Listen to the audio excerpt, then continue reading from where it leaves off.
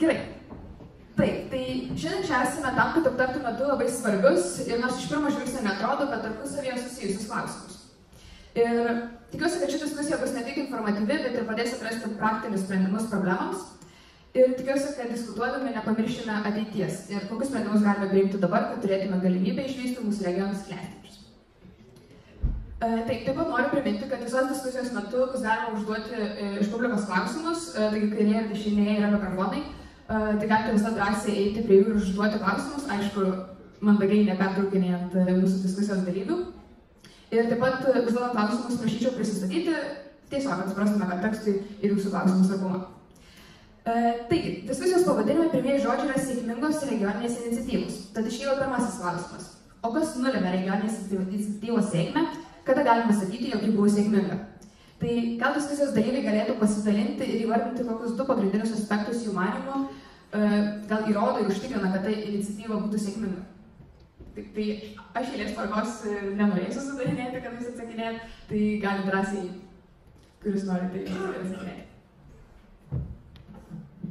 Labadiena visiems, kadangi nekartą buvo minėta Tauragės regionas, Jurbarko savivaldybė, tai gal taip pakalbėsiu. Pirmiausia, dėl regiono pirmaujančių ir atsiliekančių. Tarkim, jeigu Tauragės regionas yra 4 savivaldybės – Jurbarko, Pagėgių, Šilalės ir Tauragės. Tarkim, jeigu mes įvardiname kaip regionas su mažesniais rodikliais, bet tarkim, jeigu atskirtume Jurbarką prie Kauno prijungtume, tai tarsi būtų jau pirmaujantis regionas. Tai noriu pasakyti, kad visa Lietuva yra labai panaši, išskyrus didžiosius miestus.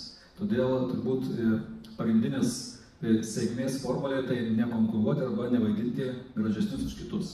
Nes kada pradeda savivaldybės konkuruoti ir kalbėti, mes su visa pagarba esame gražiausi, tai tuo ir pasibaigia diskusija, todėl mūsų savivaldybės ilgai ėmė į tą diskusiją, į tą sutarimą ir nekonkuravimas ir sutarimas ilgai ir sunkiai dirbti, nes turbūt bendradarbiavimas neatsiranda per dieną, reikia daug pratimų dirbant bendrus darbus ir įrodant realiais rezultatais. Tai mes tikrai rezultatų turime daug, bet darbas yra čia kaip šeima. Šeima yra sunkus darbas. Kiekvieną dieną tas pasibendradarbiavimas. Vienas kažkoks rezultatas nieko neduoda. Kiekvieną dieną nuosekliai ir žinant, kad rytoj poryt reikės dirbti kartu, bendradarbiauti, gesinti nesantaikas, nes kurstymų būna, norų įsiskirti visada būna, todėl nuolatinis sunkus bendradarbiavimas ir tik jisai lemia sėkmę. Tai ką galvoja kiti diskusijos dalyviai? Galima meras užsuko bendradarbiavimą tarp regionų? Bendradarbiavime pirmiausia regionų savivaldybės, nes čia turbūt apeliavimas į verslą, norime pasakyti, ar ne? Turbūt taip, ne tai tikrai verslas, pilnai pas mus, noriu kaip pasakyti, 3 dalykai, kurie mes prieš bendradarbiavant identifikavome, ko trūksta. Tai trūksta verslui arba trūksta verslo, o tam reikia infrastruktūros, trūksta verslui darbuotojų, o tam reikia susisiekimo ir trūksta informavimo apie tai, kad pas mus yra pakankamai galimybių investuoti. Visą tai padarėme ir šiuo metu sukurtas visam regione pramonės parkai daugiau mažiau sukurti, sukurta galimybė juos patekti ir sukurta galimybė visam regione darbuotojams keliauti į bet kurią savivaldybę už eurą per mėnesį, beveik nemokamai. Tai visos sąlygos sudarytos verslui pirmiausia. Aš turbūt, kalbėdamas apie investicijas į regionus, dalinčiausi 2 aspektus. Yra Lietuvos investicijos, Lietuvos verslininkų, iš kurių esu aš pats, ir užsienio investicijos. Tai Lietuvoje yra sukurta teisinė bazė, turbūt visi žinot, nieko naujo nepasakysiu, tai yra industriniai parkai, lezai, vadinami laisvos ekonominės zonos, ir kitos teritorijose, kuriuose galima vystyti verslą. Tiek dirbant, kalbantis su visais regionais, pats liesiu tame skaičius visomis 60 Lietuvoje egzistuojančių savivaldybių, situacija labai yra skirtinga ir nevienareikšmiška. Tikrai yra labai spektras priežasčių, kodėl reikėtų į vieną regioną investuoti, kodėl, reiškia, į kitą neinvestuojama, kodėl investicijos ateina daugiau į šitą regioną. Vienalyčio atsakymo, kuris yra vienalyčios formulės, pagal kurią galėtumėm apspręsti, kodėl reikėtų tame tarpe paminėta ir šiandieną regione esantiems mums nėra. Bet labai jie sprendžia, kaip visą laiką paskutinį vaidmenį vaidina, tai žmogiškiai faktai. Ką gerbiamas meras ką paminėjo, reiškia, kokiose savivaldybėse yra remtos infrastruktūra, kokiam verslui reikia žmogiškųjų daugiau išteklių, kokiame regione yra profesinio rengimo centro, universitetai, gal ir kolegijos, kuriuose būtų galima dabar jau sakyčiau verslui investuoti jas. Nes kaip žinome, tai mūsų šiandieną situacija yra tokia, kad iš tikrųjų technologijos juda dideliu greičiu į priekį. Ir šiandieną visas didysis verslas, pabrėžiu, didysis verslas jau turi savo įmonėse įsikūrė savo tiek profesinio rengimo centrus, tiek jau universitetus, kaip mes tai šnekame. Nes šiandieną tiems procesams labai įtakoja ir manau, tas ateityje tiek ir Šakių regionui, žiūrint 10 metų į priekį, tikrai apspręs dirbtinis intelektas. Jau šiandieną technologijas galima tikrai puikiai valdyti ir su žemesnės rango žmonėmis, kurie turi spec pasiruošimą šitam. Nebereikia aukštos pridėtinės vertės specialistų kviestis iš ko ir taip toliau. Atsitikus vienam ar kitam problemų iškilus prie rengimų, stovi monitorius, spaudžiamas problemos, iškrenta 3 atsakymai, iš 3 atsakymų įsirinkė vieną, suspaudė 5 ar 6 programėlės ir problemą įsisprendžia įrengimas už ne vieną 100 ar už kelis milijonus investicijų padarytas sprendžia. Bet kad ateitų tas verslas ir vystytųsi tame regiono vietiniam verslui, ypatingą reikšmę turi. Tai šiandien turės tolimesnį ateitį, tai yra politinė atmosfera. Tikrai. Kaip savivaldybė žiūri į verslą, prieš pertrauką tikrai aš kėliau tą klausimą, ne šiaip savo, netikrai nereikia mum vidaus reikalų ministerijos, tikrai, nors jos reikia palaiminimo, kad mes tikrai verslas atėjęs į savivaldybę ar regioną, kad regiono verslos taryboje būtumėm reiškia tenai. Tikrai mes ten turime, mes norime būti girdami, mes norime turėti savo kėdę ir ateinami tam atsinešant savo žinių bagažą, kur padėtumėm būti partneriai savivaldybėje, diskutuojant, kalbant, įskiriant prioritetus, darant teisingus sprendimus, pasirenkant vieną ar kitą sprendinį, kuris atlieps tuos savivaldybės gal 10, gal 20 metų į priekį. Taip, tas, ką aš kalbu, tai atsispindi šiandieną Lietuvoje, aš nieko naujo nepasakysiu. Pasižiūrėkit, paskutinių metų geriausias pavyzdys Akmenės.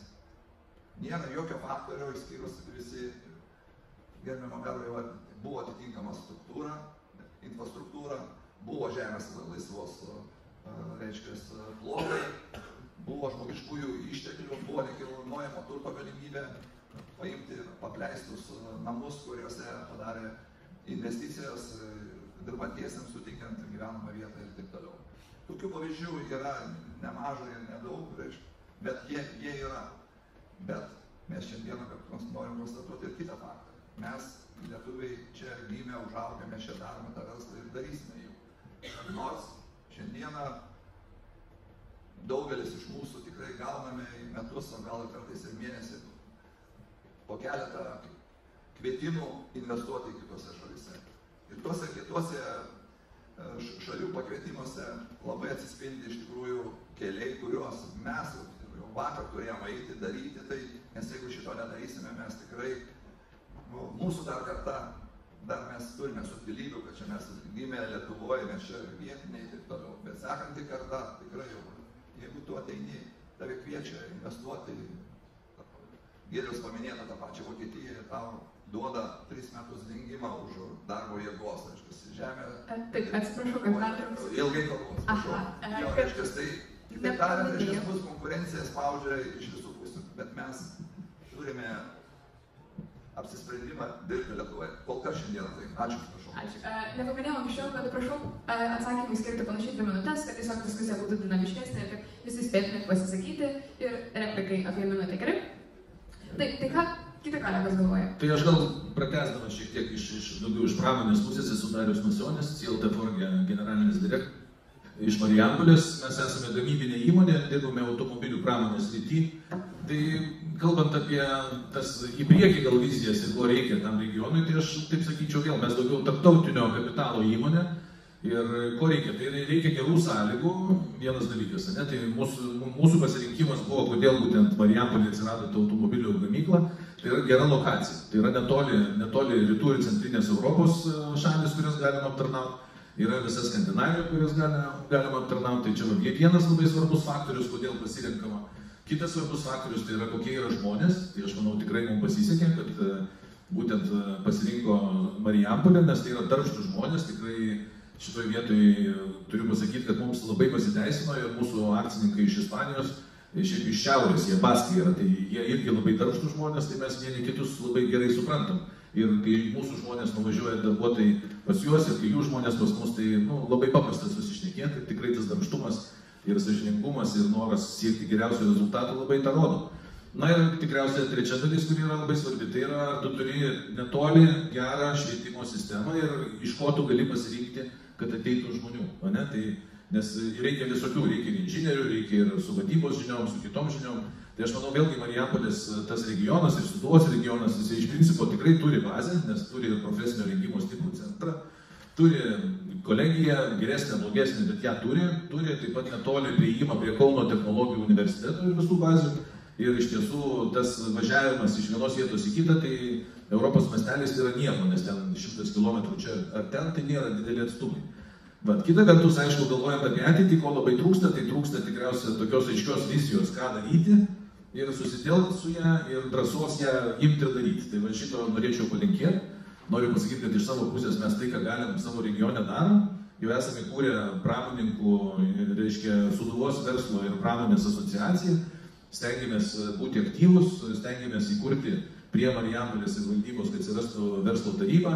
Bandome kartu su pramonės ir amatų rūmų Marijampolės filialų kartu dėliotis bendrą dienotvarkę, ką reikėtų siūlyti savivaldybei ir tokiu būdu bandyti brėžti į priekį, ko mes bendrai norėsim, kokias sritis norim pasirinkti ir tiesiog reikėtų tiesiog nuosekliai ir drąsiai dirbti. Tai tiek būtų. Ačiū. Gerai. Jeigu galima aš, tai mes vidaus reikalų ministerijoje dabar iš esmės esame tam etape, kur bandom žiūrėti ir kalbėti su regionais, ką jie turi daryti. Regionų plėtros planai kaip ir patvirtinti, labai grupės struktūros toliau einama jau į detalės priemonės, į miesto strategijas, funkcinių zonų strategijas. Na ir pirmas punktas, vienas iš pasiūlymų, iš tikrųjų turbūt kartuosis kažkiek tai su gerbiamo Skirmanto pasiūlymų, tai kad bandykit nekopijų. Nes turim atvejus, kad toks atrodo, kad vienas miestas pasidarė strategiją, vienas miestas suplanavo objektus kitiem miestam. Tai jau praėjo, tai prasifinansavo, tai suveikė kažkurį vietą, gal ir nauda, gal greičiausiai buvo ir planuoja. Tas pats, mes sakom, grįžkite pradžią, matom šitą sakinį kopijavom, matom visas galentelį jūsų nukopijuotą, galvokim nuo pradžių, nuo savęs. Tai vienas pasiūlymas. Antras yra truputį banalesnis, taip amerikiečiai dažnai apibūdina gyvenamosios vietos kokybę. Tai yra du kriterijai. Schools and roads. Tai roads, pažiūrėkime plačiau šiek tiek, tai yra bazinė infrastruktūra, tai yra keliai, yra susiekimas, yra galėjimas judėti. Ir tas, ypač mažesniam regionui, turinčiam 100-200 tūkstančių gyventojų, tai pradeda veikti. Nes dažnai, sakant, gerbiamas Alvydas ateis į Kalvarijos savivaldybę ir jam pasakys, kad mes turim 10 žmonių, kurie ieško darbo, taip, tokia vieta. 20 km yra Marijampolės savivaldybė, bet nėra greito susisiekimo, nėra vykimo autobusų nuvažiuoti dar. Tai pridėsim, ne 10 žmonių greičiausiai, o bent jau 500 žmonių ir jau bus galima padiskutuoti. Tai susisiekimas, bazinė infrastruktūra, paruoštos vietos, galimybė greitai reaguoti, tai ko reikia verslo turėti. Tam reikia turėti tam tikrą atsargą, džiaugiamės, kad daugiau mažiau savivaldybės apie tą sritį galvodami prekiai. Visuose miestuose ar funkcinėse zonose tokių užuominų yra. Ir antroji dalis yra mokyklos. Ir mokyklos yra labai toks paslaptingas irgi dalykas. Mokyklos, darželiai, kiti dalykai, jie labai padeda atrakinti tą paskatą nedarbą. Yra, taip, paprastai statistika yra skaičiuojama užimtumo lygis ir nedarbo lygis. Ir tarp užimtumo ir nedarbo yra toks labai įdomus tarpas, kuris dažnai sudaro apie 10-15% visos populiacijos. Ir tai, bet geras švietimas, prieinamas tik mokyklinis ugdymas ir, tie patys švietimo eksperimentai galėjimai kažkiek prisibandyti ir grįžti, jie dažnai lemia tą nedidelę dalį, kur miestai išsinaudoja ir miestai yra labai intensyviai užimti ir dėl to turbūt verslininkai bando galvoti apie regionus, nes mieste darbuotoją gauti reiškia jam pasiūlyti geresnę algą ir laimėti prieš konkurentą. Regionuose yra atokiau nuo didžiųjų miestų, nes miestas yra regiono dalis, bet atokiau nuo didžiųjų miestų labai dažnai gali veikti vietinės iniciatyvose. Man labai įdomu, ką išsivystys iš tikrųjų Marijampolės mintis, nes 3M lemia, iš tikrųjų 3M yra gyva ir 3M bandoma integruoti švietimo sistemą. Tai jeigu tai suveiks, tai ta idėja apie maistą, metalą, medį, maistą ir metalą aš labai mėgstu, medį sunkiau suprantu, bet tos dalis gali irgi pilnai suveikti kaip tam tikrą gaudyklę, tam tikrą regioną kryptis į ateitį, jeigu tai pradėsim iš tikrųjų nuo darželio iki, bent jau kolegijos lygio ir su mintim privilioti kokius fakultetą. Klausimas buvo, labai, sakyčiau, taiklus, kaip montuoti regioninį iniciatyvų sėkmę, kas yra visas skirties taškas, ar pavyko pasiekti norimą efektą. Tai iš investuotojų Lietuvoje perspektyvos, visada aišku, geras pamatavimo būdas yra pritrauktos investicijos, pritrauktos geros darbo vietos, tai iš vietos verslo ir iš užsienio investuotojų. Ir pastarosius 10 metų žiūrint iš tiesioginių užsienio investicijų perspektyvos, tai tikrai galima pastebėti, kad eina į Lietuvos regionus investuoti ir gana aktyviai domisi, tai tų sėkmės istorijų ne viena ir ne dvi yra, kaip Bonbaikas į Kėdainius atėjęs, paties Sistemėro Petro Ukmergėj, Marijampolės sėkmės istorijos, pati dalis ar kolegos paminėtas pavyzdys, tai tikrai tų įmonių sėkmingai veikiančių, besiplečiančių yra. Aišku, konkurencinė aplinka taip pat nemiega ir mūsų konkurentai regione, tai būtų vengrai, lenkai ar kiti, tikrai vysto naujus panašumus. Ir vien tai, kad kažkas suveikia praeitį, tikrai nereiškia, kad ir ateityje galėsim džiaugtis tom investicijom. Tai iš tos pusės žiūrint, regionų politika, regionų stiprėjimas tikrai yra svarbu, norint ateityje konkuruoti dėl investicijų sėkmingai. Aš labai trumpai tik išskirčiau tokius 4 blokus, į ką verta dėti pastangą, žiūrint iš regiono perspektyvos. Tai vienas dalykas yra specializacija, jeigu pažiūrėsim pažengusias valstybės, tai regionai turi aiškius klasterius, kurie jos daro konkurencingais ir Lietuvoje irgi turim link to judėti. Antras dalykas, aišku, yra žmogiškieji ištekliai, būtent tokių specialistų, kurie yra reikalingi inžineriniai pramoniai, kurie yra reikalingi pažangioms įmonėms rengimas. Tai labai paprasta pažiūrėti, kiek jų yra aukštosiose mokyklose, kiek jų yra profesinėse mokyklose, kaip išsivysto pameistrystės programos ir tai galima bendrinti, kiek regionas yra pasirengęs investuotojams. Trečias dalykas yra infrastruktūra. Tai infrastruktūra ne šiaip tiesiog žemės sklypas, bet toks žemės sklypas, ar pastatas, kuris gali garantuoti greitą įsikūrimo greitį. Tai kitaip tariant, sklypas su išvystyta infrastruktūra, su pastatais ir panašiais sprendimais. Ir ketvirtasis dalykas, tai aišku, yra pačios savivaldybės politika, požiūris į verslą, verslo koordinato turėjimas, aiškus vienas langelis, pastatas investuotojams ir panašūs sprendimai, kas tikrai parodo, kiek viena kita savivaldybė yra patraukli investuotojams. Tai iš mano pusės. Taip, liko dar 3 kolegos jūsų nepratarė žodžių. Gal tada perimsiu iš eilės. Tai, daug ką jau turbūt galiu pakartoti, kas buvo pasakyta, bet iš esmės turbūt pats blogiausias dalykas, kuris yra, tai buvo toks judėjimas Gyčių, tai galima tą patį pritaikyti Gyčių projektą, ne? Jeigu kažkas pasidarė, tai dabar visi veikia. Ir iniciatyvos, ir versle, ir visur. Tai grietinėlė jau tas pirmas nusikreipė, jau toliau tikrai nereikia kopijuoti, reikia ieškoti savo kelią. Ir kas suveikia vienu, nebūtinai reiškia, kas suveiks ir kitur. Kitas svarbus turbūt dalykas yra, patys turbūt, ypač jaunesnioji karta, visi susidurėm su dalymosi ekonomika. Dalymosi ekonomika įėjusi jau į visas gyvenimo sritis. Ir viešam sektoriui reikia nepamiršti, kad tas turi taip pat žingsnis po žingsnio ateiti. Ir Tauragės regione po truputį tai veikia, nes visko tikrai neturėsim, nes technologijos brangsta, infrastruktūros kaštai palaikymo didėja ir tiesą sakant, jeigu gali pasidalinti, tai turi dalintis. Ir verslas jau seniai tą suprato, viešam sektoriui irgi reikia apie tai galvoti. Kitą kartą galbūt susisiekimas yra efektyviau negu kad infrastruktūros kūrimas. Ir dar turbūt labai svarbu visada galvojant apie savo sėkmę, ar jinai pasiteisino ar ne, tai turbūt reikia visada eksperimentuoti. Nes jeigu tu planuosi kažką, tai eksperimentuodamas turbūt gali klysti, bet dažniausiai tie klydimai veda prie kažkokio gero rezultato. Ir tas yra vertinimas, o vertinimas jis turbūt yra geriausias tada, kaip žmonės vertina ir kaip yra reaguojama į pokyčius ir kaip dirbi su įmonė ir kaip tu savo idėjom užkreipi.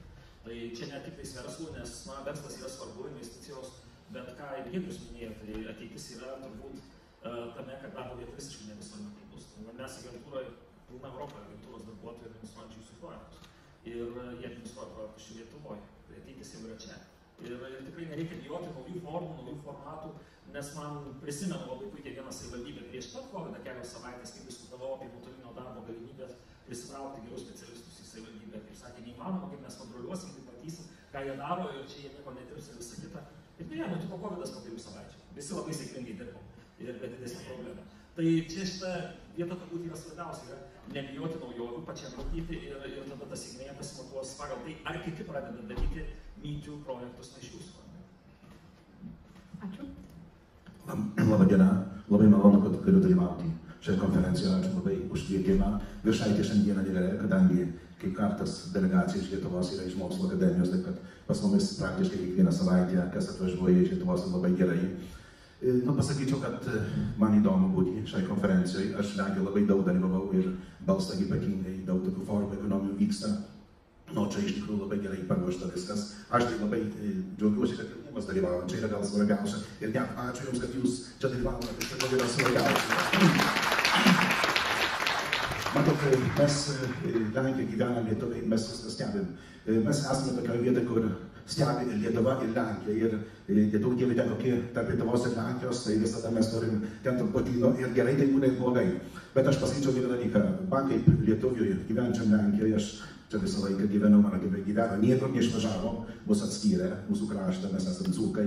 Dzūkai baigėm šičia mokslus, daug jaunimo studijuoja Lietuvoje, bet žinokit, dauguma grįžta į Burską.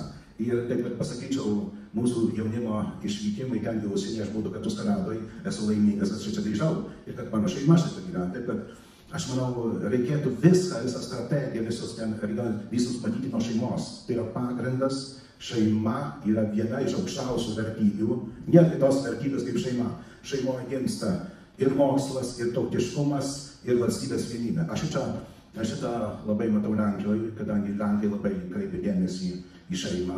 Aišku, ten, kaip girdėjau, daug davė pinigų dėl vaikų, taip toliau, čia nepasitvirtino, bet matot, tas šeima yra gana tvirtai laikoma ir valstybė daugiausia kalbama Seime apie šeimą. Jos gerovę. Pabandykime nenukrypti nuo klausimo. Tai gerai, tai aš atsiprašau, tai pasakiau. Bet iš tikrųjų, ta regioninės bendradarbiavimas, tai Lenkijoje yra ministerija yra regioninė plėtros, kur jie, reiškia, skirsto pinigus į vaivadijas.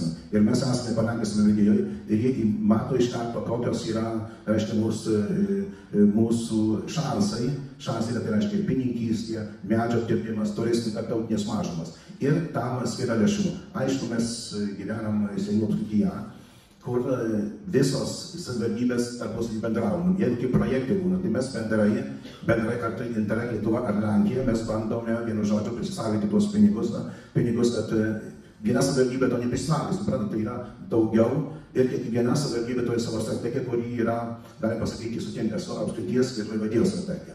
Ir tokiu būdu mes visam lėšas. Aišku, čia tokių problemų mažiau yra.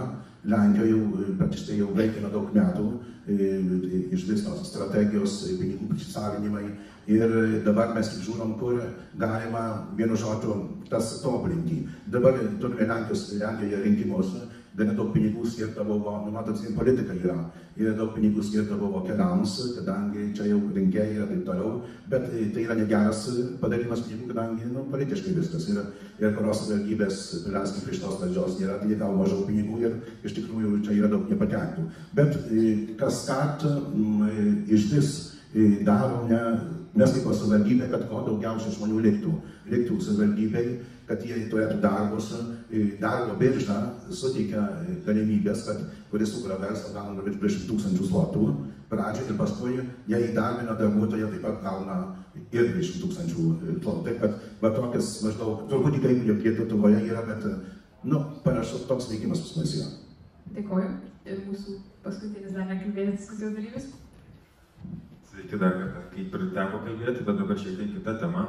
Pagiriant svečius, turbūt ne svečius, o galima sakyti mūsų kolegas iš Lenkijos, tai Lenkija yra vienintelė šalis Europos Sąjungoje, kuri nuo 92 metų išlaikė iš esmės tą pačią populiaciją. Jeigu tada buvo 40 milijonų, tai dabar Lenkijoje gerai skaičiavimas yra 39 milijonai 500 tūkstančių žmonių, nepaisant to, kad apie 7 milijonai Lenkų taip pat emigravo šito laikotarpio į arba Vakarų Europą, arba kitas šalis, Amerikos valstijas. Tai yra klausimas dėl sėkmingų regioninių iniciatyvų ir aš čia norėčiau tokį vieną išsakyti pasiūlymą. Galbūt jį atsilieps ir Seimo narys ir gerbiamas viceministras Mindaugas Tarnauskas. Galbūt tai netgi galėtų būti kita konferencija, nes ir savivaldybės turi verslus. Savivaldybės turi šilumos ūkio bendrovės, savivaldybės turi autobusų parkus, savivaldybės turi vandentvarkos bendrovės, teisingai, butų ūkius ir panašiai. Ir šiuo metu tos įmonės, net ir savivaldybės yra po kelias, jos veikia atskirai. Aš žinau, Marijampolė pradėjo eiti įmonių, sakykime, jungimo keliu, Kazlų jau yra nuėjusi, bet mes esame per maži, kad pasiektume efektą.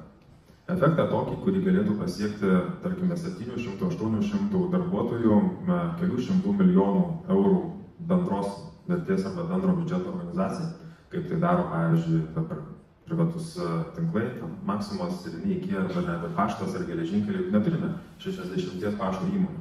Turime vieną, todėl kad yra sinergija, todėl kad yra resursų kaupimas ir yra visai kiti kiekiai. Į kur linkstu?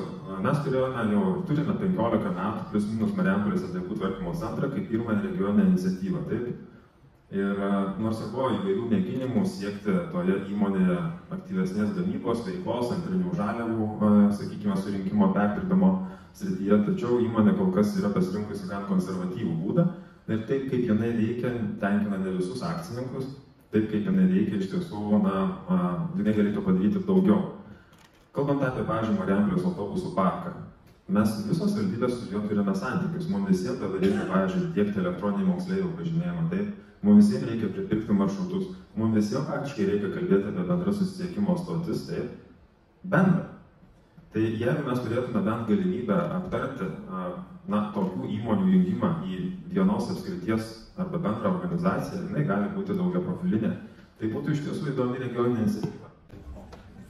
Turbūt apšvietimas ateiti yra geras. Aš rezimuoju šitą pasiūlymą tuo, kad negirdit. Girdit. Viena pusė gal. Aš noriu apibendrinti tą pasiūlymą tuo, kad tokio dydžio įmonė, UABas, jeigu mes susitartume kaip akcininkai dėl bendro veikimo modelio, jisai būtų įdomus ir privatiem verslam, jisai būtų visai kita starto aikštelė su kitom galimybėm, pirmiausia ir projektų vykdymo ir apyvartumo ruošiantis regioninės plėtros investicijos. Tai neišsiplėsiu dabar, bet siūlau aptarti šitą galimybę kartu su moderatoriais ir Seimo nariu ir bent jau susisiekimo ministerijos atstovais. Taip galėtume koncentruoti savo resursus į regioninę iniciatyvą 2033 metų. Taip, tai ačiū Jums. Tada, manau, galime judėti prie antros mūsų diskusijos dalies, būtent apsipirkimus Lenkijoje. Tai kaip žinia, regioninės iniciatyvos gali daryti įtaką gyventojų priimamiems sprendimams ir pasirinkimams, ir ne tik politiniais aspektais, bet ekonominiais taip pat. Ir kaip žinia, apsipirkimai Lenkijoje tapo vos nesąvoka, nusakant lietuvių pasirinkimus, o naujienų portalai tiesiog blizga antraštėmis, kurios teigia, kad lietuviai ten tik ir perka. Kai kuriuose portaluose net yra teigiama, kad per pirmus 3 šių metų mėnesius lietuviai sumušė pastarųjų 5 metų rekordą, išleido beveik 70 milijonų eurų. Yra rengiami netgi seminarai, kur apsipirkinėti, kaip apsipirkinėti Lenkijoje, organizuojamos kelionės, kurios yra specializuotos apsipirkimai Lenkijoje. Ir kas be ko, socialiniuose tinkluose klesti grupės, kuriuose žmonės dalinasi ne tik esamos kuro kainomis, bet ir parduotuvių darbų valandomis ir dienomis. Tad klausimas Jonui Vaičiuliui. Ką galėtumėte pateikti mums Lietuvos ir Lenkijos regioninės politikos tokią trumpą analizę ir viską, kodėl lietuviai važiuoja ten apsipirkti? Ir, aišku, kiti diskusijos dalyviai gali padėti irgi minčių šio klausimo. Jau aš pastebėjau šį dalyką jau prieš 6 metus, kad net į savivaldybės skambina, kur geriau apsipirkti. Čia kai kurie, taip žinokit, toks esam labai, nuvažiuoju į Suvalkus, lietuvių mašinos stovi. Ir taip aš savo galvoju, man tikrai lietuvių yra gaila, kad lietuviai, kur turi daug geresnį maistą, daug geresnį produktai perka Lenkijoje. Ir daržovės, ir duona, ir mėsa, ir pienas, kiaušiniai ir toliau. Suprantat, ir Biedronė tokia susikūrė pas mus Boružėlė, Seinuose parduotuvė yra, kur žinokit, 80% pajamos tai yra dėka Lietuvos. Dėka Lietuvos ir specialiai tai pastato. Dabar jau pastatė Suvalkų čia 2 parduotuvės. Aš su vienu kalbu vadovu prieš 3 savaitės, sako, lietuviai, 70% lietuviai sudaro. Bet iš tikrųjų man gaila, kad Lietuva užlaiko Lenkijos bedarbius, nes visi produktai eina iš Lenkijos į Lietuvą, pinigai lieka Lietuvoje. Na ir iš tikrųjų maistas, PVM-as yra, atsiprašau, nulinis yra. Nuo šių metų pradžios iki pabaigos padarė nulinį. Anksčiau 5% buvo, dabar nulinis. O Lietuva, kiek žinau, 21%. Tai iš tikrųjų taip toks yra, nors Lenkija iš tikrųjų pagal direktyvas ES negali to daryti, iš tikrųjų, kad baisi konkurencija yra. Na ir va taip kalbu su lietuviais, kurie apsiperka, mano draugai atvažiuoja, taip skaičiuoja, sako, iš tikrųjų, iš Panevėžio atvažiavo laikas, kuras, viskas, tai sako, kai kurios praktis pas mumis pigiau ir perka daugiau tų praktų, taip toliau. Dar Šarau Punskė važinėja mašina pirkti Lenkijoje. Jie prekės ten, kur kaupia, veža į Lietuvą ir pardavinėja. Aš tais kalbėjau, tai sako, jau labai geras biznis. Taip, kad vyresni žmonės net nežino, kaip kada ar pigiau ar jie, bet perka Lenkijoje. O iš tikrųjų produktai nėra geresni, nes Boružėlė, kiek aš žinau, tai turi gana menkus produktus. Toliau transportas, kur labai gaila, kiek žinau, 9% bendro vidaus produktų sudaro Lietuvoje transportas. Ir labai daug Lenkijoje registruojasi transporto suvalkos, kiek žinau, kodėl aš marausiu. Sakau, dėl to, kad labai greitai viskas, 3 mėnesiai į degios priemokas daroma. Draudimai daug pigesni, kadangi konkurencija didelė. Todėl netoli yra Vokietija, Prancūzija. Ir vienu žodžiu, jiems yra patogiau, taisymas mašinų yra pigiau. Ir visi formalumai administraciniai tai yra daug greičiau. Ir kuras pigiau. Taip kad, va tokie dalykai, tikrai nežinau, kad turėtume ką daryti, kad iš tikrųjų mes perkime Lietuvoje prieš 25 metus mes viską perkime Lietuvoje ir daug geresni produktai buvo. Taip kad aš to linkiu. Iš tikrųjų daug yra, kad per Lietuvoje medžiagas, statyvikas, taip toliau. Net nežiūro į kainas, kai kurie. Taip, kaip kiti diskusijos dalykai? Gal suputys reaguosiu. Ir ko mes tada yra Europos Sąjunga, jeigu mums tai nepatinka. Čia yra Europos Sąjungos pagrindas, tai yra bendra rinka, bendras funkcionavimas, bet jeigu būtų kaip Vengrai padarė, ne, kad tik Vengrijos piliečiam ten tam tikros kainos, tada jau yra blogai. Bet tas pats vyksta visur. Į tą pačią Lenkiją važiuoja iš Vokietijos, iš Čekijos, iš Slovakijos apsipirkti. Kopenhagos dabar didžioji apsipirkimų vieta, ypatingai nukritus Švedijos kronai yra Malmė. Traukiniai pilni apsipirkinėjančių žmonių ten. Iš Belgijos Briuselio važiuoja į Acheną. Ir taip toliau, ir taip toliau. Tai yra Europos Sąjunga. Tam ir buvo naikinamos sienos, tam ir buvo daroma, kad žmonės galėtų gauti geriausią prekę, geriausią paslaugą, geriausią kokybę. Bet šitoje vietoje man kitas klausimas keistų. Žiniasklaidoje mes visada šitą akcentuojam, bet akcentuojam kito dalyko, kodėl verslas įsikrausto į kitas šalis. Tai čia turbūt ten didesni pinigai įsikrausto iš Lietuvos. Nes tie keli milijonai, 14, kurie čia paliekami Lietuvos piliečiai, yra palyginus lašas jūroje su tuo. Bet tai yra Europos Sąjunga, taip ir neveikia. Tai sveiki atvykę į Europos Sąjungą. Gerai, tada labai susijęs klausimas. O tada kaip galvojate, kaip regioninės iniciatyvos galėtų prisidėti prie tokių gan nacionalinių problemų sprendimų? Ir iš viso įmanoma? Taip, nežinau, truputį pratęsiant gal Gediminą, tai savaime galimybė apsipirkti pigiau nėra toks blogas dalykas.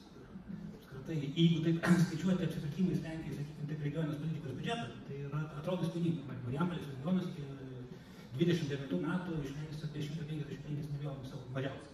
Jeigu savivaldybės prisidės daugiau, tai išleis daugiau pačiom investiciniam iniciatyvom, bet jeigu persiskaičiuojam, tai yra 1-2 apsipirkimai Lenkijai per metus vienam gyventojui. Tai nėra kardinaliai dideli dalykai ir dažniausiai veikia. Ekonomikos dėsniai, kurie veikia, jie veikia. Ir galimai pigesnės prekės Lenkijoje padės vieną iš regionų problemų spręsti. Kažkada, kai tikrinom statistiką, tai turėjom tokį įdomų skaičių. Marijampolės regionas buvo absoliučiai antirekordininkas Lietuvos pagal tai, kiek gyventojų dalyvauja kultūros renginiuose, už kurias reikia mokėti. Čia raktinis žodis, už kurias reikia mokėti, iš karto automatinis atsakymas ne. Jeigu reikia mokėti, nedalyvauja, bet tai didina regiono patrauklumą, didina vartojimo krepšelį tose srityse, kuriame regionas gali kurti. Tai nėra pats blogiausias dalykas.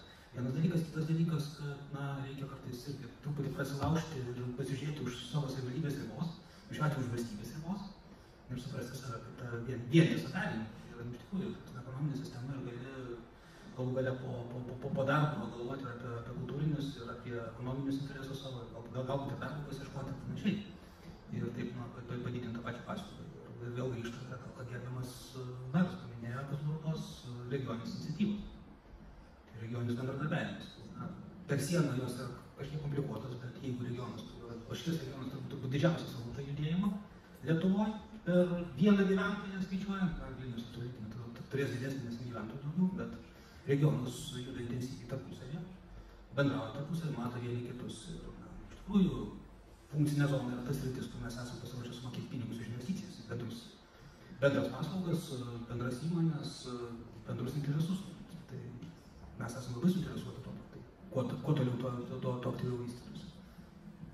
Aš nenoriu šiek tiek dialogą, bet dar šiek tiek ir papildysiu. Ir yra netgi iniciatyvų funkcinių zonų bendradarbiavimo tarp Lietuvos ir Lenkijos, kai apsijungia 2 valstybių regionai.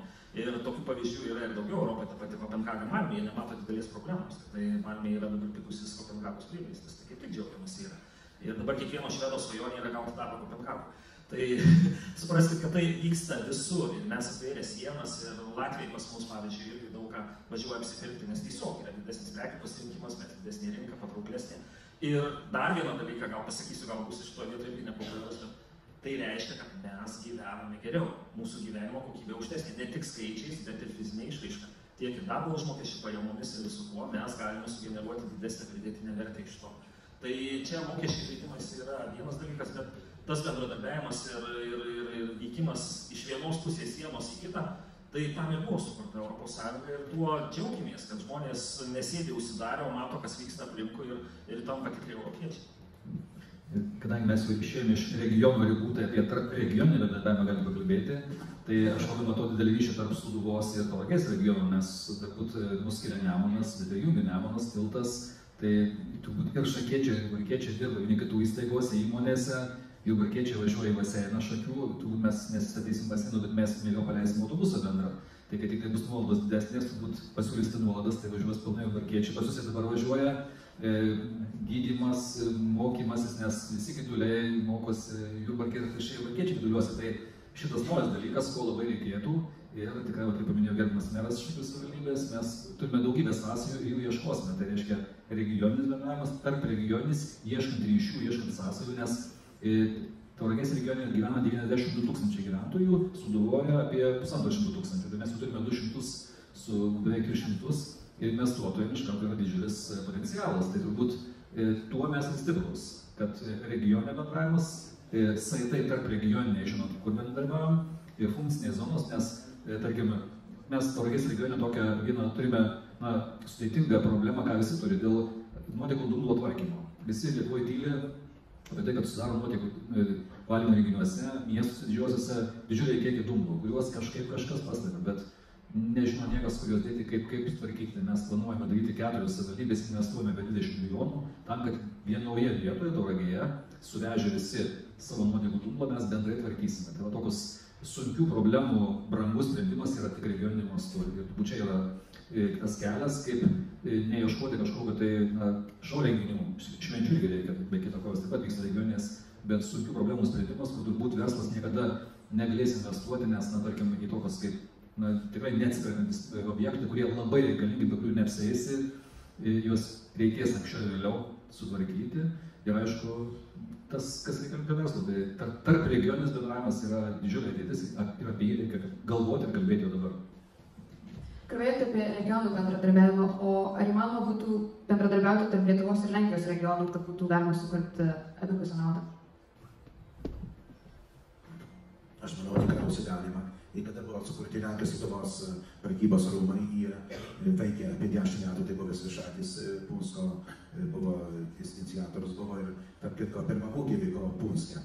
Čia tas bendravimas yra per Interregą labai daug yra ir jau šiais metais mums nepavyko, bet anksčiau tai mes labai daug projektų čia su savivaldybėm, kadangi reikia partneris rasti Lenkijoje, tai mes Lietuvoje radom partnerį atvirkščiai Lenkijos Lietuvai, taip kad toks buvo ir Punskas kartais metais. Vienas iš geriausių buvo, kurį daugiausiai prisisavino lėšų Interreg Lietuva-Lenkija.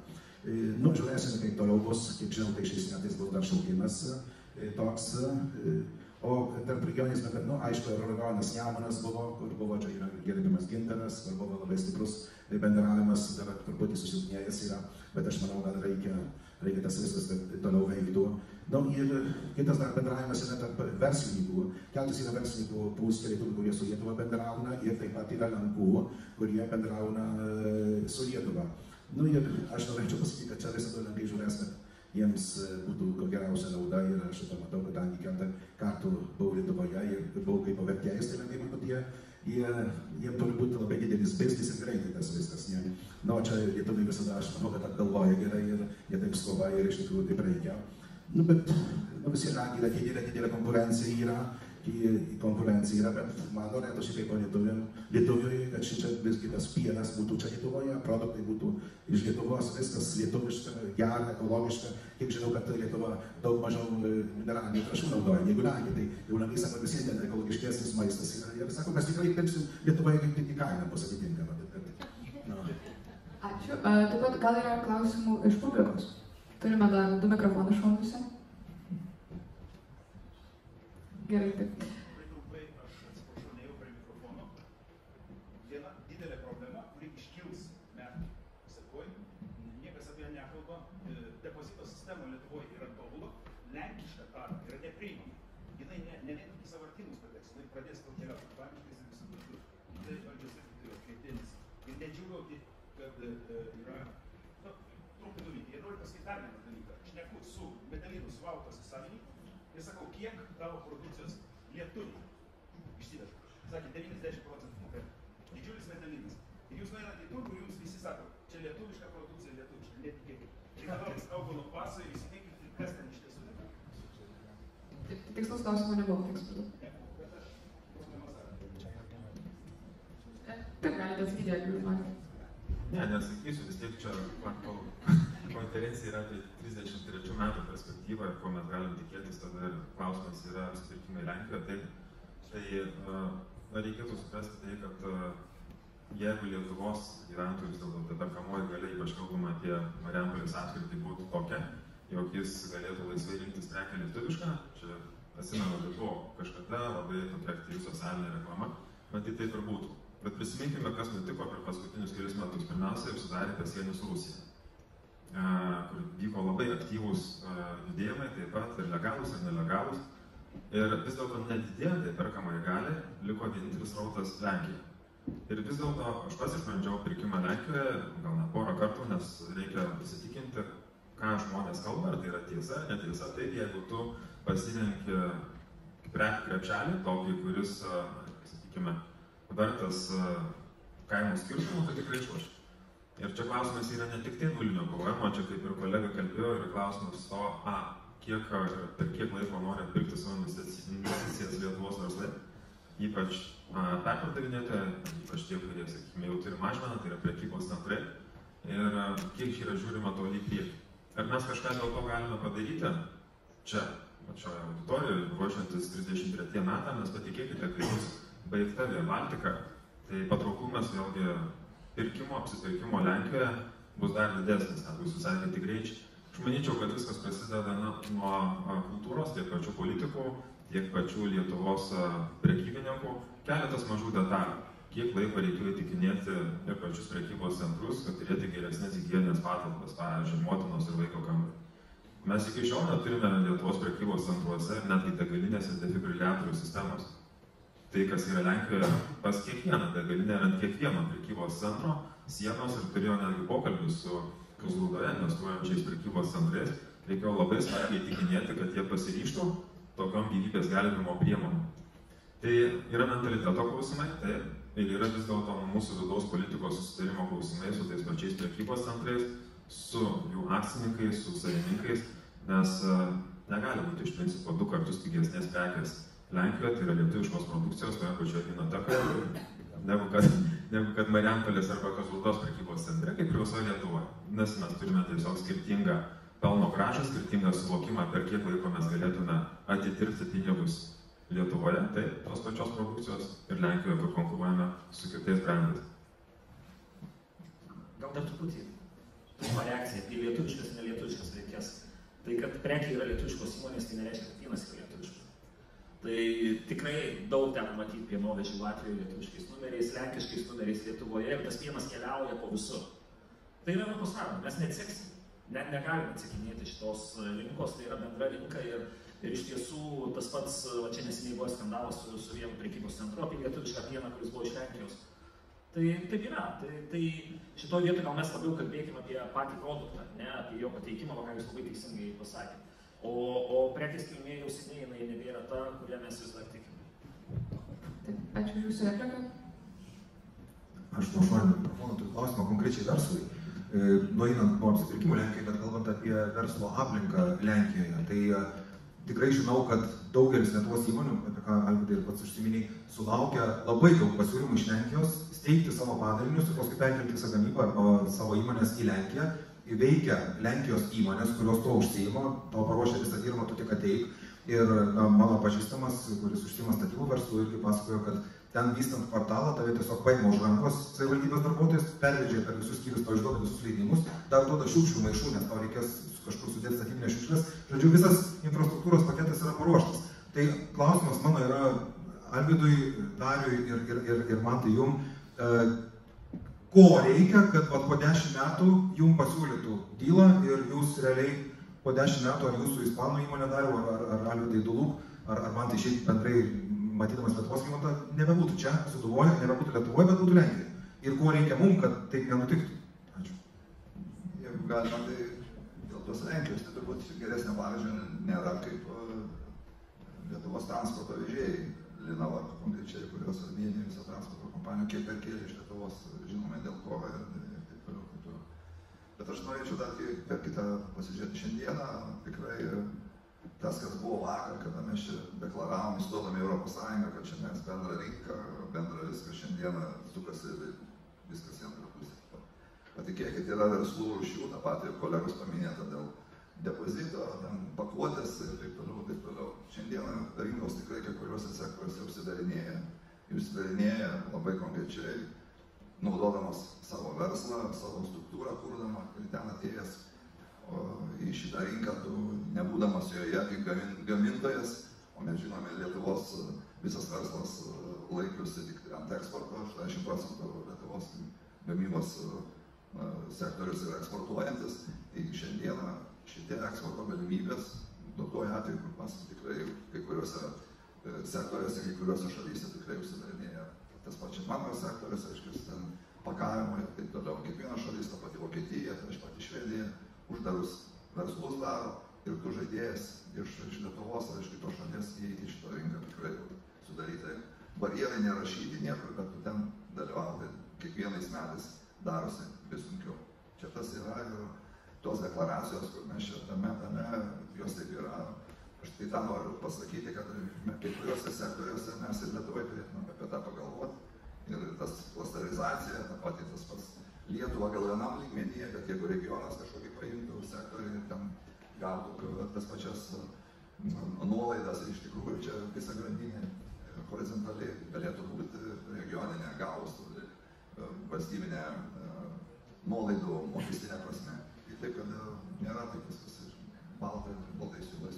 O jeigu kalbėti apie investicijas, tai iš tikrųjų turbūt daugelis mums tenka važinėti ir tikrai matome, kaip tuose šalyse pasiruošia tie patys regionai, investicijų atėjimai ir taip toliau.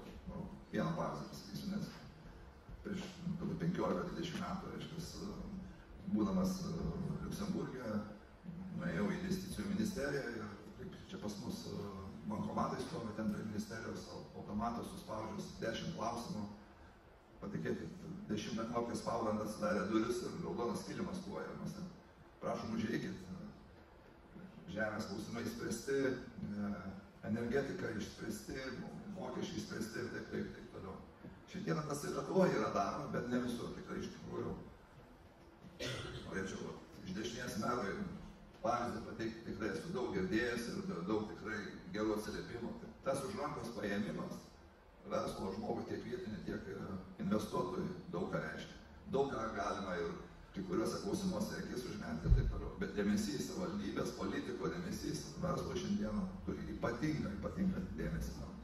Linkiu visiems ir Sūduvai šitą neužmiršti ir prioritetus statyti šitą. Jeigu vietinė valdžia į verslą bus atsižvelgusi nuolankiai, patikimai ir taip toliau, tai tos investicijos ne tik tai vietinių verslininkų, bet ir iš kitų regionų tikrai palieks.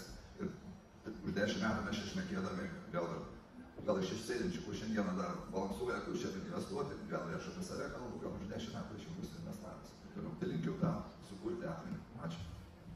Tai gal aš tik tai irgi, kadangi klausė, tai šiaip grupė renkasi ne iš vienos lokacijos. Kiekvieną kartą esant konkrečiam investiciniam projektui yra galimybė tą daryti keliose skirtingose Europos šalyse.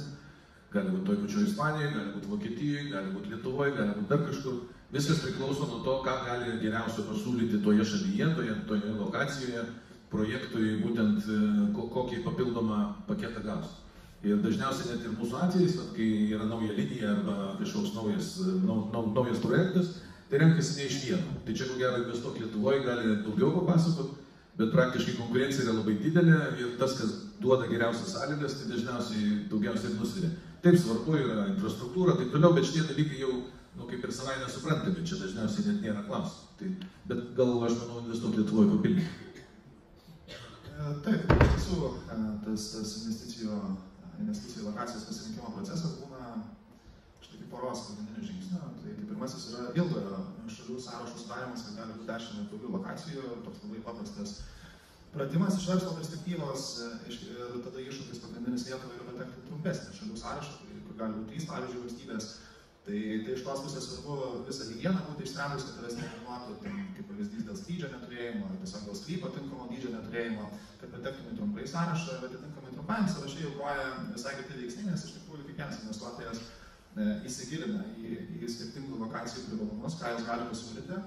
Ir tada jau konkuruoja ne tik su Lenkija, gali konkuruoti su ta pačia Vengrija, Čekija, Slovakija, Rumunija, kur valstybės gali turėti kitų pranašumų lyginant su Lietuva, ne tik savo dydį. Tai iš tos pusės išskirčiau gal, kur mūsų laimėjimo formulė yra Lietuvos, tai mes tikrai nei Lenkų, nei Vengrų nenukonkuruosim dėl rinkos dydžio ar dėl atstumo nuo Vokietijos. Tai šitų dalykų mes pakeisti negalim, nekontroliuojam ir viskas turėtų remtis į tokius veiksmus, kuriuos mes galim kontroliuoti, kaip pavyzdys, tas įsikūrimo greitis, sklypų išvystymas. Tai Lenkai gali pasiūlyti daug didelių, gražiai atrodančių sklypų, bet jeigu ten infrastruktūra neišvystyta, tai kas iš to sklypo. Iš kitos pusės tie patys specialistai, taip, kad Lietuvoje nėra jų tiek daug, kiek Lenkijoje, tai nėra 40 milijonų valstybė. Iš kitos pusės mes galim užtikrinti, kad investuotojas ras tuos specialistus, kur juom veikia, turinčius inžinerinės pramonės kompetencijas ir kitus dalykus. Tai sakyčiau, faktas, kad ta konkurencija yra, bus ir tiesiog tokia investicijų pritraukimo aplinka. Tai fokusuokimės į tai, kas iš tikrųjų investuotojams gali nusverti sprendimą Lietuvos naudai. Dabar pasakysiu iš kitos pusės, čia investuok Lietuva orientuota į užsienio investicijų pritraukimą. Aš tai kažkaip norėčiau kalbėti apie tai, kas šiandieną jau dirba Lietuvoje. Lietuvos verslas, tie patys pramonininkai, tie patys, kurie kūrė šiandieną verslą. Reikia šiandieną apie tai galvoti, kaip juos įsaugoti, kad jie čia išvažiuotų, kad čia dirbtų tame regione ir taip toliau. Tas yra šiandieną labai aktualu ir daugelis įmonių savo plėtras jau projektuoja tikrai ne Lietuvoje, už jos ribų.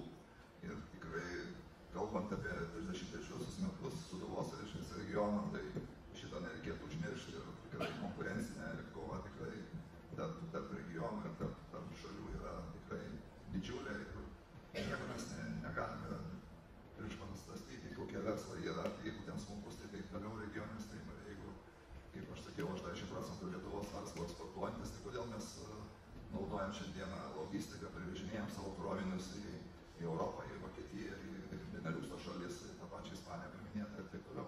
Tai gal reikia statyti ten fabrikus, ten daryti savo patirtį, perkelti Lietuvos ir taip toliau. Taip kad ne vien tik tai užsienis, bet ir Lietuvos verslas turi turėti deramą vietą Lietuvos gyvenime. Taip trumpai papildant dar ir tas verslas, kuris iš mažo ketina tapti vidutinį. Irgi labai įdomus segmentas, tai yra kai kurios įmonės, kurios iš buvusių startuolių išauga ir pradeda ieškoti kaip plėtis. O šiaip tą pačią temą, taip, tai man irgi Lenkai siūlo pas juos investuoti, Latvijai siūlo pas juos keliauti, kuris labai agresyviai vykdo kampaniją. Ir aš tikiuosi, tos užuomazgos irgi Gediminas neleisiu meluoti, regionuose yra, sakykime taip, kartais nelabai patinka tas procesas savivaldybėms, bet jie yra verči. Tai iš pradžio ateina norų sąrašas, norim sutvarkyti 5 investicinius sklypus. Bus labai gerai, iš karto investicijos atsiras.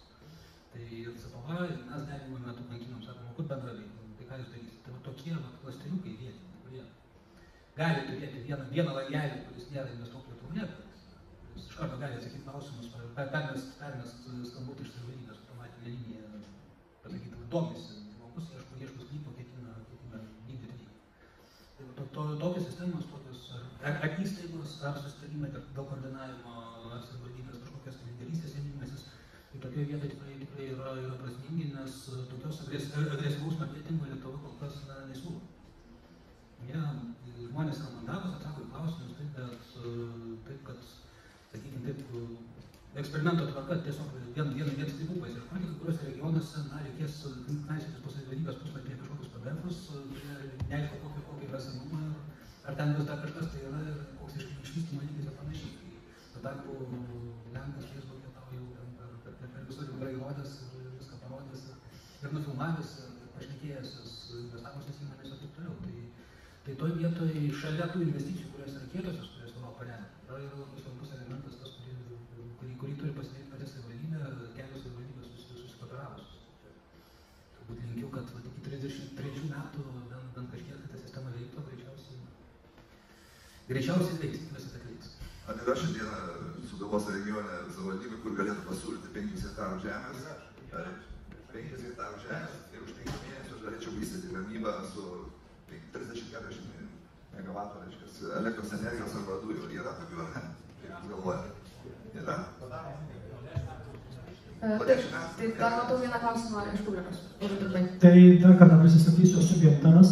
Daugiau nei 25 metus dirbau tarp regioninio bendradarbiavimo iniciatyvų organizatorium ir turiu pripažinti vieną labai skaudų dalyką. Didžiausia kliūtis ir didžiausias barjeras buvo Lietuvos vidaus reikalų ministerija. Koks jūsų klausimas? Klausimas toksai. Šiandien, kad ir dabar buvo paminėta keletas pasakymų, ar yra tokie sklypai, pavyzdžiui, 5 hektarai. Tai aš salėje sėdė žmonės atsakinėja klausimus. Iš tikrųjų, kai buvo kūriama Investuok Lietuvoje, Marijampolės regionui buvo sakoma taip, atvažiuos, pakonsultuos, padės, kadangi specialistai sutelkti, centralizuoti, jie padarys. Šiandien nebuvo minėta Kalvarija. Aš norėčiau paklausti gerbiamo Investuok Lietuvoje atstovo gerbiamo Marijaus. Ar jūs žinot, kokius sklypus, kokią pramoninę zoną turi Kalvarija, kiek yra sklypų, kokio dydžio teritorija ir ar jums teko juose lankytis ir ką konkrečiai jūsų Investuok Lietuva padėjo, kad ten per tuos daugiau nei 10 metų ateitų nors vienas investuotojas arba kad tas sklypas, ta pramoninė zona būtų įtraukta į pramoninių zonų sąrašą. Apie infrastruktūros klausimus, paminėtus sklypus, tai faktas, kad sklypų pasiūla yra tokia higiena, kurią kiekviena lokacija turi užtikrinti, nebus sklypo, nebus investicijos. Jeigu sklypą išvystyti užtruks 3-4 metus, tai faktas, kad irgi investuotojams tai nebus privalumas renkantis Lietuvą, tikėtinai pasirinks kitą lokaciją. Tai, kad sklypam tiek dėmesio tenka pozityvu ir tikrai jas reikia vystyti, tada galvojant ne Lietuvoje. Čia paminėta buvo viena konkreti lokacija, bet iš tiesų tų sklypų vystymas yra tas teritorijų vystymo planas, kuris nustato pirmiausio 10-mečio teritorijų vystymo planus, jis yra patvirtintas ekonomikos ir inovacijų ministerijos.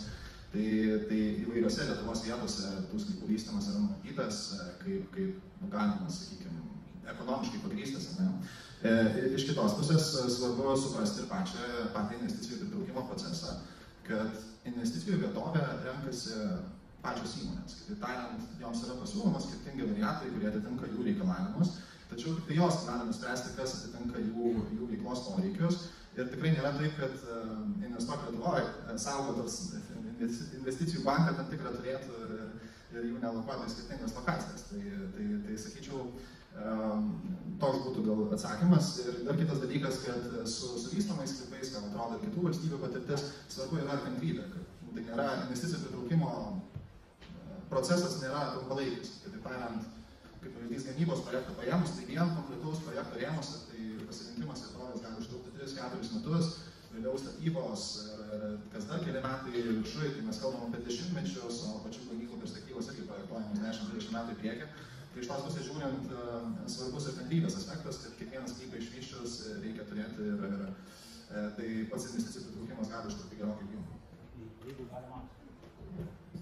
Taip, labai trumpai. Taip, labai trumpai, čia pratęsiant apie kantrybę. Šiaip būnam kartais labai kantrus iš Investuok Lietuvoje.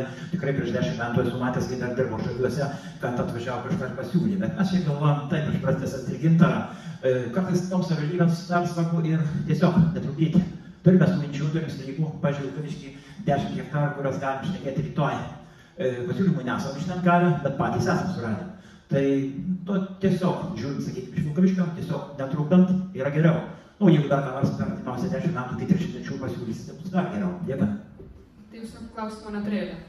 Tai aš vis tiek pareplikuosiu, nes manau puikiai proga prisijungti prie Sūduvos pramonės ir verslo asociacijos ir visus tuos dalykus, nes niekas už mus čia nenuspręs. Turim patys ieškoti, kur tas verslas turi eiti ir ką jis turi daryti. Junkitės kartu ir bendrai žiūrėsim, kur tą perspektyvą brėžti. Gerai, labai ačiū už atsakymą ir jūsų replikas. Manau, diskusijos dalyvis niekur nepabėgs, leisti jį asmeniškai dar pakankinti savo klausimais. Tai paskutinis, labai trumpai, 2-3 žodžiais, palinkėjimas Sūduvai, 10 vizijos metų aspektu. Aš palinkėčiau, pirmiausia, žinau, kad tie 10 metų yra labai trumpas laikas, tai turim labai staigiai daryti, jeigu nori, kad už 10 metų kažkas pasikeitė, bet bendradarbiauti ir kalbėtis reikia, nes ne konkuruoti, o kalbėtis. Ir mes su kolega iš tikrųjų esam kartu nacionalinėje regioninėje plėtros taryboje, tai mes tikrai tą, ką išgirdome, kad reikalinga investuoti verslą Lietuvoje tarp regionų. Mes tikrai inicijuosime su verslu tam tikras, sakykime, į regionus atvykimą verslo, sakykime, asocijuotų struktūrų į patį regioną. Ir tikrai pasižiūrėsim, tai iš to, ką išgirdome, mes tikrai įsinešime namų darbus, kurie tikrai palies ir Sūduvos regioną. Aš taip pat palinkėčiau po 4 metų. Po 4 metų ateiti visiems į rinkimus, susirinkti valdžią, kuri atsižvelgtų į tuos aspektus, kuriuos šiandieną mes kalbėjome. O dabartinį valdžiai palinkėčiau daugiau bendradarbiavimo su verslu, nes mes visi sėdime vienoje valtyje ir tas bendradarbiavimas per tos 10 metų, kurios mes šiandieną kalbam, tikrai duos rezultatų, kuriuos galėtume po 10 metų sėdėdami šitą konferenciją aptarti, kas pavyko nuveikti. Bendradarbiavimas ir bendradarbiavimas dar kartą. Ačiū. Aš tikiu, kad išnaudota proga, kad yra netoli siena tarp Lenkijos, bet atvirkščiai, kad Lenkija atvažiuotų pas vis apsipirkti. Čia jaunimas sėdi, aš manau, kad jie šitą padarys, kad važiuotų produktai, viskas, kadangi labai geri yra produktai į Lenkiją važiuotų ir aš to linkiu jums. Ir jie išvažiuokit iš Lietuvos, svarbiausia. Taip, nežinau, aš iš savo pusės palinkėčiau, kad lietuviai gali ir toliau apsipirkinėti vedronkui, bet kad visi maisto produktai būtų gaminami iš sienos pusės. Nes gamyba moka geresnės algas už prekybą visada. Na ir vienas, turbūt palinkėčiau ambicingų projektų, pavyzdžiui, pagalvokim apie Europos kultūros sostinę iki 33 metų kažkur šitam regione. Tai čia buvo 2 temos, gal tada palinkėjimai irgi būtų 2. Vienas sėkmingai tęsti bendradarbiavimą abipus sienos. Savivaldybėm Lietuvos, kurios bendradarbiauja su Lenkijos savivaldybėmis, iš tiesų yra konkretūs projektai, realūs projektai, sporto maniežai, kultūros centrai, turgavietės, reabilitacijos centrai ir klube yra tarp tokių projektų ir bent 14 Lietuvos savivaldybių. Yra realūs darbai ir jie, manau, kad nesustos su 27 metų laikotarpiu kaip pabaiga. O kitas palinkėjimas, nors jisai nuskambės keistokai, bet vis tik tai normalizuoti santykius su Kinija, pirmiausia, prekybinius santykius, nes ta pati Lenkija, Lenkijos vartotojai, Lenkijos gamyba šiandieną lošia iš to, kad draugystė arba bent jau bendravimas su Kinija leidžia toliau gauti tokius komponentus, tokius surinkimo mazgus ir panašiai, ko mes nebegauname arba perkame per tą pačią Lenkiją, dažnai per Lenkiją, steigiame įmonės arba jungiamės su įmonėmis Lenkijoje. Ir tai nebegali tęstis toliau Lietuvoje, nes tiesiog toliau liksime brangesni ir mažiau patrauklus, nematydami to, kaip pasaulis reikės vis dėlto bendrauja su Kinija, nes neturime būti galbūt didžiausi draugai, bet mes turime tos santykius organizuoti. Tai aš tiesiog norėčiau matyti tą gražią ateitį, kad už 10 metų tai yra puikus klestintis Sūduvos regionas, jame yra daug pridėtinę vertę kūrenčių darbo vietų. Yra gražus bendradarbiavimas tarp verslo, tarp savivaldos, tarp valdžios, tarp mokslo institucijų ir tiesiog daugiau gerų švenčių. Tai aš manau, aš išsinešu iš šios dienos, kad daugiau švenčių. Tai ačiū. Aš daug antrinsiu dėl aukštos pridėtinės vertės, iš tikrųjų Sūduva 233 aukštą pridėtinę vertę, kuriantis konkurencingas tarptautinių mastų regionas, manau, tikrai gera vizija šiam kraštui. Ir faktas, kad tam reikia dirbti, kad kartu visiems bendradarbiaujant, tai manau, kad tikrai galima. Na, aišku, čia jau visi pasakė to bendradarbiavimo, bet turbūt aš tuo labiausiai ir tikiu, tai jūs tikriausiai tą ir galite padaryti geriausiai, ir būtumėt vieningi, tvirti ir visi ten tie geriausi ir taip toliau, ir jūs pamiršot vieną, iš tikrųjų. Tai turi būti geresni nei Majėmis, ar kaip jūs ten sakote. Tai va to linkiu, kad būtumėt geriau nei Majėmis, ne tik Majėmis. Taip, tai ačiū diskusijos dalyviams ir žiūrovams.